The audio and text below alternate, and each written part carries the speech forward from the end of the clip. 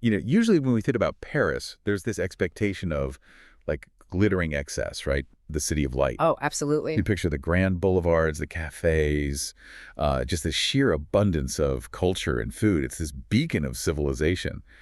And it feels entirely permanent, like you really can't imagine it any other way. Yeah, I mean, it's a city that was built on a scale that projects invincibility. It's, a center of gravity for the entire European continent. It was carefully designed to reflect power, wealth, and just this endless flow of resources. Right. But then you look at what happened in the winter of 1870, and suddenly that invincibility just vanishes. That completely evaporates, yeah. We're looking at a scenario where the most glamorous city on Earth is just completely cut off from the outside world, surrounded, Right. freezing, and fundamentally starving. It is the absolute definition of a societal pressure cooker, a complete reversal of reality almost overnight. I mean, the very infrastructure of luxury becomes completely useless in the face of just brutal medieval warfare. Welcome to this deep dive.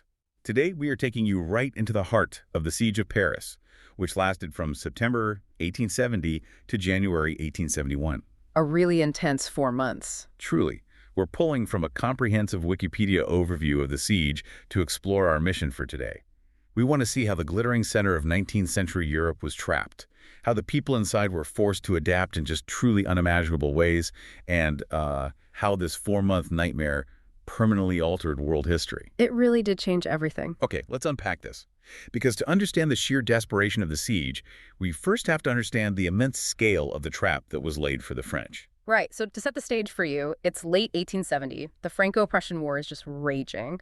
And the Second French Empire, which had been, trying to reassert its dominance over continental Europe, had just suffered a completely catastrophic collapse. Yeah, the Battle of Sedan, right? Exactly. On September 2nd, the French suffer this devastating defeat. And their emperor, Napoleon III, is actually captured on the battlefield. Which is just wild to picture. The sitting emperor is taken prisoner. Right. That creates this immediate, massive power vacuum in Paris. So the empire falls. The Third French Republic is hurriedly declared under this provisional government of national defense. And meanwhile, you have two massive Prussian armies marching right toward the capital. Basically unopposed. Yeah.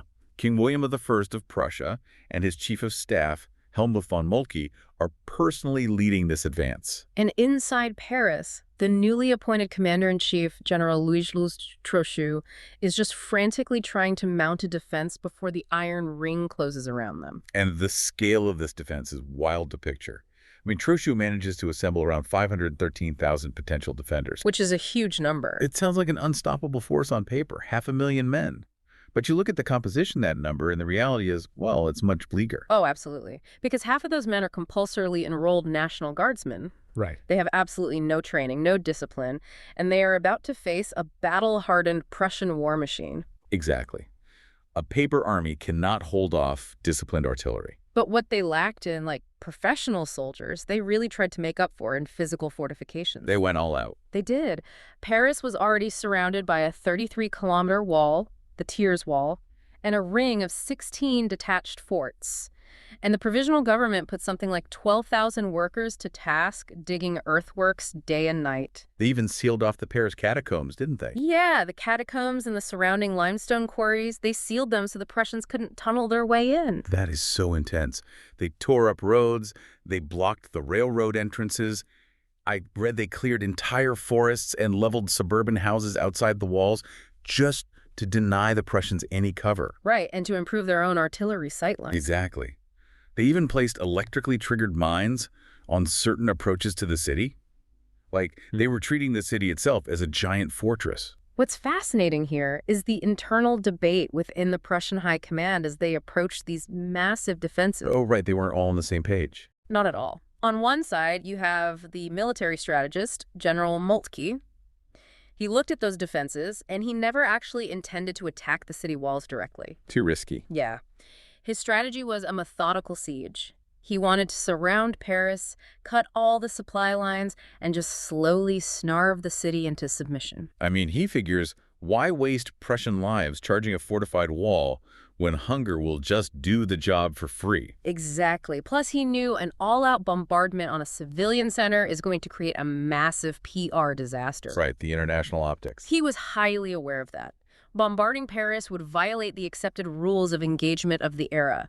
It could easily turn neutral countries against the Germans. But on the other side of the war room, you have Chancellor Otto von Bismarck. Yeah. And he is playing a much larger geopolitical game. Yeah, Bismarck doesn't care about a methodical, patient starvation. No, he is looking at the political clock ticking down. He is terrified that a prolonged siege will bankrupt the German economy and that it would spread disease among the troops as winter sets in. Because it's getting cold. Right. But more importantly, he fears that if this drags out, neutral powers like Britain or Russia might decide to intervene to restore the balance of power in Europe. Oh, wow. Or that the French provinces might have time to raise a new massive army to attack the Prussians from behind. So Bismarck wants a brutal bombardment to force a quick surrender. But for the first several months, Moltke's strategy of patience actually wins out. The Prussians encircle the city completely by September 19th, and they just wait. They literally just sit there. It's like bracing for a Category 5 hurricane by boarding up all your windows, locking the doors, hoarding supplies, except the hurricane decides not to blow your house down. Right. Instead, this massive Prussian army just pitches a tent on your front lawn for 4 months, crosses its arms, and waits to see who runs out of food first.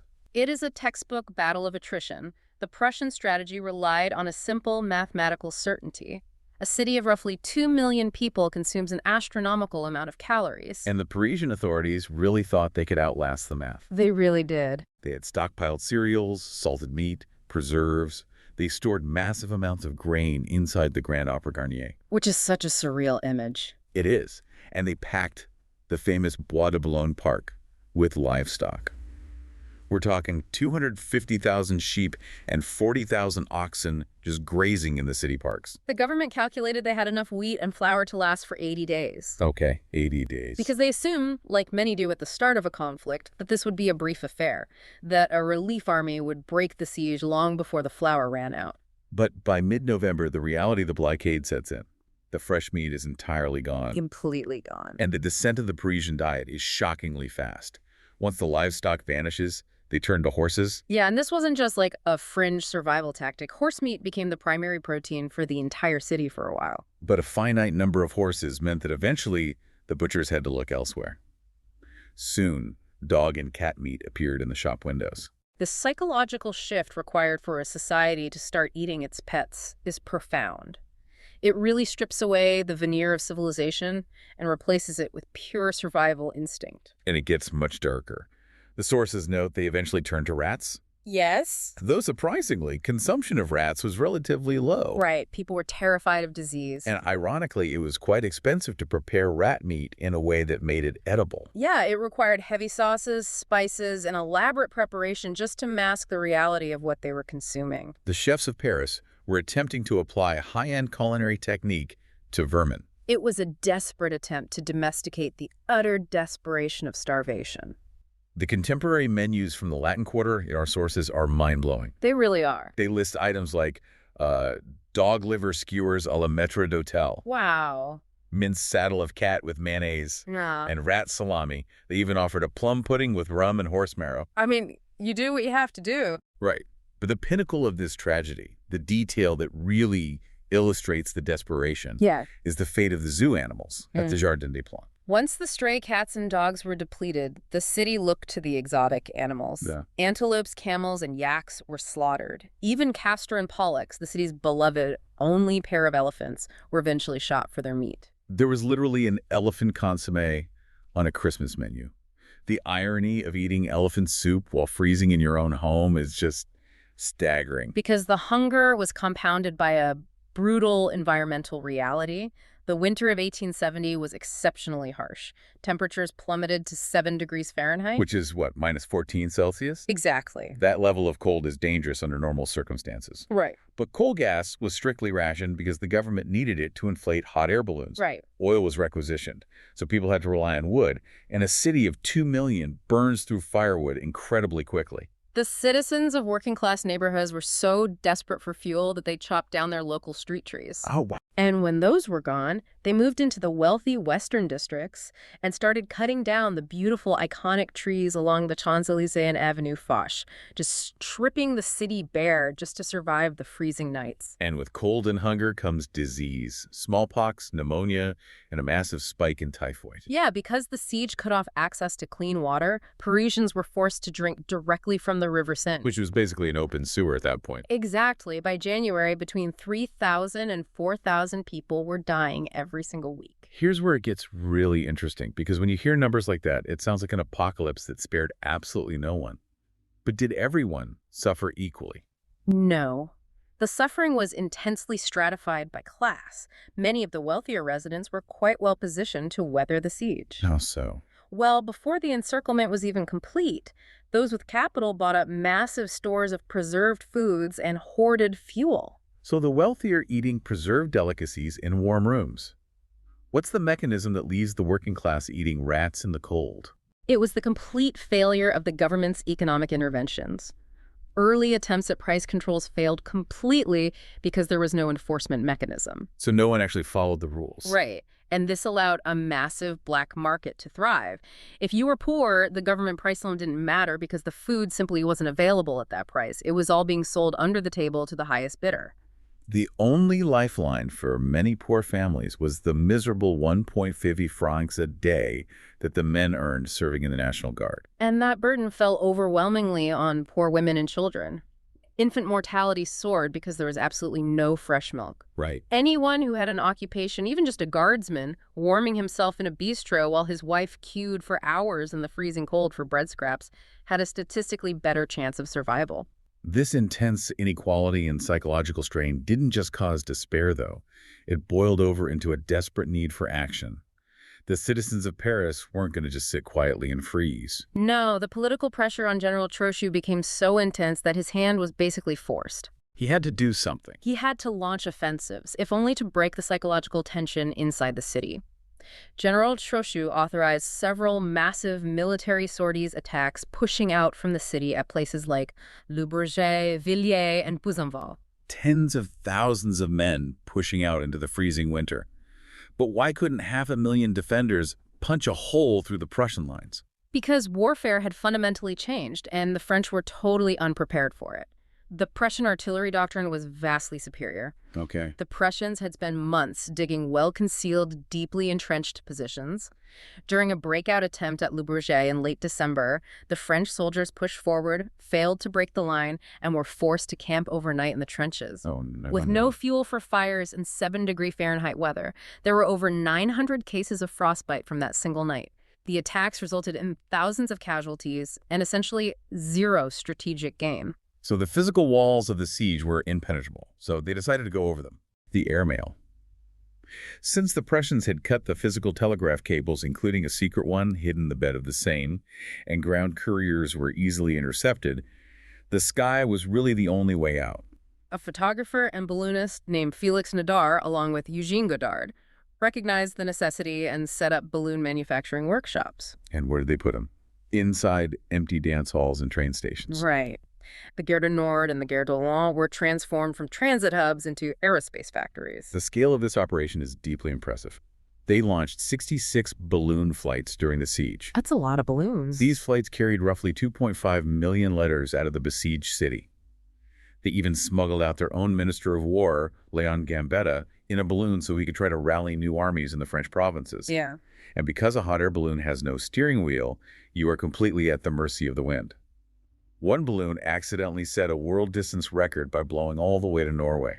Which is incredible. Yeah. But the limitation, of course, was that the prevailing winds only allowed balloons to fly out of Paris. Right. They couldn't fly back in against the wind to deliver news or instructions. They needed a two-way system. And the solution was the homing pigeon. Exactly. They would pack these pigeons into the outgoing balloons, fly them over the Prussian lines, and then release them in the provinces to fly back home to Paris. It's brilliant. But you run into a massive data problem. A pigeon can't carry a heavy mailbag of handwritten letters. No, the technological innovation required to solve this is staggering. Initially, they tried writing tiny messages, but a photographer named René Dagron revolutionized the process with microphotography. How did he do it? He would take hundreds of printed messages, arrange them on a large board, and photograph them.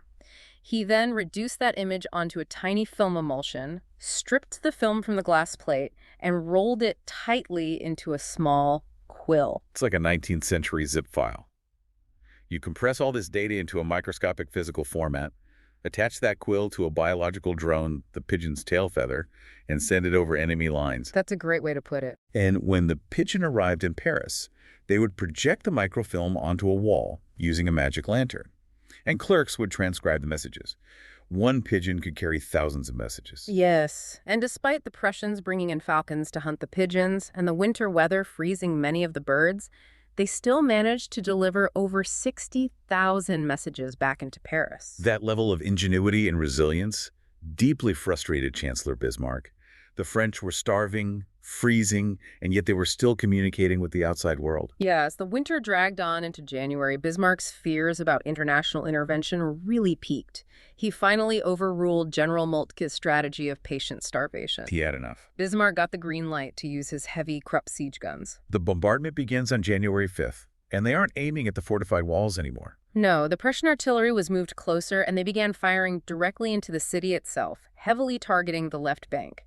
Over 23 nights, the Germans fired some 12,000 explosive shells into Paris. 12,000. They were aiming their guns at the highest possible angles to achieve unprecedented range over the walls. It was terrifying. Shells hit the Salpêtrière hospital. They hit the Théâtre de l'Odéon, which was being used as a hospital ward at the time. Right. The iconic dome of the Pantheon was a frequent target. When the French complained that hospitals were being targeted, Moltke coldly replied that he hoped to move his artillery closer soon so they could better identify the Red Cross flags. That is so dark. But if we connect this to the bigger picture, Bismarck's goal was purely psychological warfare. Okay. He wanted to induce sheer terror, break the morale of the civilian population, and force an immediate surrender. But from a structural and psychological standpoint, the bombardment failed. Which is wild. 12,000 explosive shells rained down on a densely populated city, yet the casualty reports show only about 400 people killed or wounded. Yeah. That math doesn't make sense unless there's something structurally unique about the city itself protecting them. Well, Paris was its own shield. English observers at the time noted that the classic Parisian apartment buildings were constructed from massive, incredibly solid blocks of limestone. Oh, interesting. These heavy stone structures absorb the kinetic energy of the blasts. A heavy shell might displace a single mass of stone or destroy a roof, but it rarely leveled the entire building. And rather than causing mass panic, the bombardment seemed to harden the city's resolve. The terror turned into defiance. Absolutely. One local leader declared that they were the sons of Gauls for whom battles were holidays. Since the bombs couldn't break the buildings or the spirit of the people, the only thing that could force an end to this was the utter depletion of calories. By late January, the food was entirely gone. Not just the meat, but the flour, the grain, everything. The death toll from disease and pure starvation became insurmountable. On January 28, 1871, the government of national defense is forced to sign an armistice. The siege is finally over. But the terms demanded by Bismarck are brutal. Yeah. France has to pay a 200 million franc indemnity. The regular French troops have to surrender their weapons. With the armistice signed, the blockades were finally lifted to allow humanitarian aid in, and the relief effort was a massive logistical undertaking. The international response was huge. Yeah. Britain sent ships loaded with 10,000 tons of flour, tons of rice, biscuits, livestock. Yeah. The United States sent about $2 million worth of food. And we should definitely mention the unique role of the U.S. Minister to France, Elihu B. Washburn. Oh, yes. He was the only head of a major diplomatic mission who stayed in Paris for the entire siege. He acted as a neutral channel of communication and coordinated this massive humanitarian relief once the gates opened. But food could not instantly cure the trauma. When the first British convoy arrived at Les Halles Market, the desperation was so high it actually sparked riots and pillaging. Wow. And beyond the physical trauma, there was a profound psychological humiliation inflicted on the French that would resonate for decades. The ultimate insult. Just days before the armistice, on January 18th, Wilhelm II was officially proclaimed the German emperor. Yeah. And he didn't hold the ceremony in Berlin. He did it in the Hall of Mirrors at the Palace of Versailles, right outside Paris, inside the former home of French royalty. Followed by a victory parade of 30,000 German troops marching directly through the streets of Paris on March 1st. So what does this all mean for the listener today? The war is over, the city survived, but it feels like the historical ripple effects of these 4 months are completely massive. Oh, the ripple effects define the next half-century of global politics. The siege didn't just end a war, it was the crucible that forged the modern German Empire. Right. It unified independent states like Bavaria and Saxony with Prussia into a single military and industrial superpower that would dominate the 20th century. And the territory changes too. Exactly. Bismarck secured the territory of Alsace-Lorraine for Germany, which planted the seeds of deep French resentment that would directly contribute to the outbreak of World War I. And internally, the damage was just as severe. You have a Parisian working class that just spent 4 months freezing, watching their children die of typhoid, eating rats, and watching the wealthy hoard food. Yeah. I mean, only to be told their government surrendered anyway. The Parisian working class and the National Guard were fundamentally radicalized by the profound inequality of the siege. Yeah. They were so resentful of their own government's capitulation that almost immediately after the Germans left, they rebelled. Just months later. Yeah, in March 1871, they formed the Paris Commune, a radical socialist government that took over the city, leading to a bloody internal civil war just months after the siege ended. The siege failed to break the physical walls of Paris, but it completely shattered its social fabric. It's incredible to think about. 4 months that started with sheep grazing in a park and ended with the birth of a new global empire, the radicalization of a city, and a bloody revolution. Thank you for joining us on this deep dive into a period of history that saw humanity at its absolute most desperate and, strangely, its most inventive. It is a profound historical moment, and it leaves us with something critical to consider. Think about the concept of a siege mentality. Okay. If 4 months of physical isolation, paranoia, and starvation could fundamentally rewire the political and social fabric of 19th century Paris, leading directly to an internal revolution, how does the trauma of modern isolation silently rewrite the rules of our own societies today? That's a heavy thought. Whether it's the physical lockdowns we've experienced or simply being trapped inside the invisible walls of algorithmic echo chambers, what kind of internal revolutions are we brewing right now?